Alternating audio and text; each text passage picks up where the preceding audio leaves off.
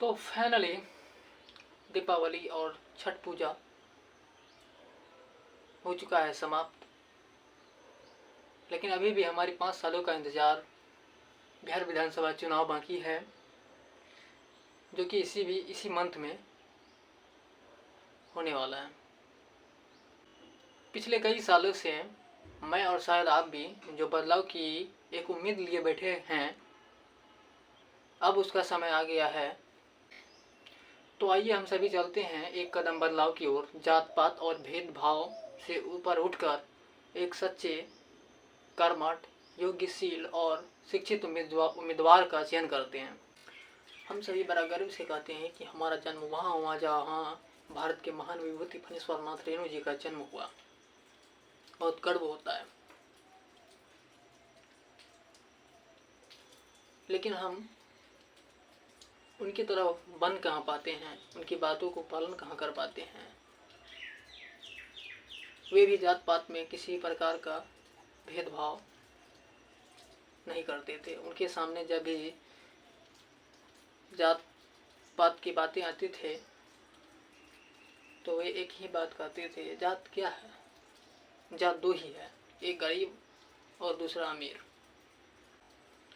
किसी ने ठीक ही कहा है कि जात देखकर वोट देने वाले लोग माफ कीजिएगा, खून नहीं, शरीर का पूरा अंग किसी भी जाति या किसी भी धर्म के लोग से ले लेते हैं। आप अक्सर देखा करते होंगे, आज भी कुछ नीचे जाति के लोग जो कि बहुत अमीर होते हैं, उनसे बड़े जाति के लोग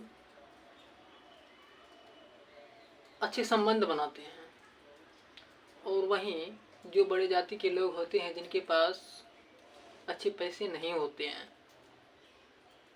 उनसे किसी भी प्रकार का संबंध नहीं रहता है।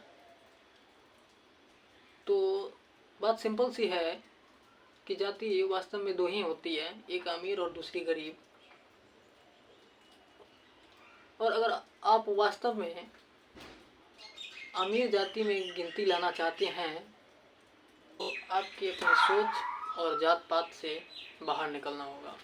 कुछ महीने पहले की बात है, हमारे बिहार की राजधानी पटना में बीपीएससी स्टूडेंट एग्जाम में हुई कुछ गड़बड़ियों को लेकर सड़कों पे धरना दे रहे थे पटना में। सरकार उनकी बातों को सुनने के बजाय और सुलझाने के बजाय उन पर लाठी और पानी बरसवाया। ऐसा लगभग विद्यार्थियों के साथ होता चला आ रहा है, और भिन्न भिन्न परीक्षाएं रद्द होती चली आ रही हैं। अगर आप इस विषय में नहीं जानते हैं अथवा नहीं देखे थे तो आप देख सकते हैं। हम जनगण मन दोबारा हुआ है सर। फिर भी पुलिस के द्वारा लाठीचार्ज किया गया। जनगण मन गाते हुए पुलिस के द्वारा हमको लाठीचार्ज किया गया और अभी डिटेन करके ले जाए भैया लोग छुड़वाए हैं। जेंट्स पुलिस हमको मारा, अभी भी लाठीचार्ज किया। दोबारा हुआ है सर। 3 बार लाठी खाए हैं। हमको जेंट्स पुलिस अरेस्ट करके ले जा रहा था, अभी भैया लोग छुड़वाए हैं। जनगण मन गाते हुए किसको अरेस्ट किया जाता है? कहाँ का न्याय? कौन सा आर्टिकल में लिखा हुआ है कि जनगण मन गाते हुए अरेस्ट किया जाता है? बताओ हमको। नीतीश तुम बताओ, तुमसे जवाब लेंगे हम, और किसी से नहीं जवाब। जनगण मन गाते हुए किसको अरेस्ट किया जाता है? नीतीश मेल पुलिस अरेस्ट कर रहा था हमको, मेल पुलिस। तो कहिए कैसा लगा? आज कोई और है, कल को आपका घर का बच्चा होगा जिनके ऊपर लाठी और पानी बरसाया जाएगा। बिहार में बहुत बड़ी बड़ी समस्याएं हैं। अगर उन सभी समस्याओं में से सबसे ज़्यादा प्रभावित अगर मुझे कोई चीज़ करती है तो वो ये है कि शिक्षा। आखिर इसमें कब बड़ा बदलाव होगा? क्योंकि एक स्टूडेंट दिन रात कई सालों तक लगातार अपनी कड़ी मेहनत से परीक्षाओं की तैयारी करके एग्ज़ाम हॉल में अपनी परीक्षाएं देने जाती है, परीक्षाएं देकर आती है और अपनी उम्मीद की एक नई किरण को उगते हुए देखना चाहता है, पर ऐसा नहीं होता है। उनकी उम्मीद की किरण बुझ चुकी होती है, एग्ज़ाम रद्द हो चुका होता है। एक बार हो, 2 बार हो, चलेगा, लगातार होता चला आ रहा है, इसका क्या मतलब है? अगर आपको लगता है कि हमारा एक वोट हमारा भविष्य तय नहीं कर सकता है तो आप सही हैं, लेकिन आप बहुत दूर तक गलत भी हैं, और इसका अंदाज़ा आपको आगे चलकर हो जाएगा। हमारे अररिया जिला के रानीगंज प्रखंड से श्री अमनराज जी को विधायक प्रत्याशी के रूप में देखना अपने आप में अच्छा लग रहा है।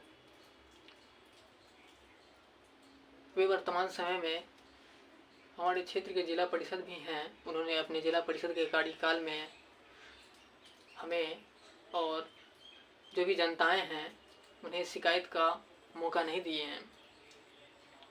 मैं अमनराज जी का समर्थन इसलिए नहीं करता हूं कि वो हमारे पड़ोसी गांव के हैं या फिर रिश्ते में वो हमारे भाई हैं।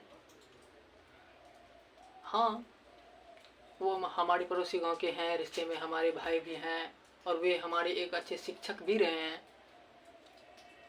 पर उन्हें समर्थन करने का ये सभी कारण बिल्कुल भी नहीं है। पिछले कई सालों से हम उनके साथ जुड़े हुए हैं, उनके साथ चलते हैं, उनसे सीखते हैं लोगों से कैसे बात करते हैं,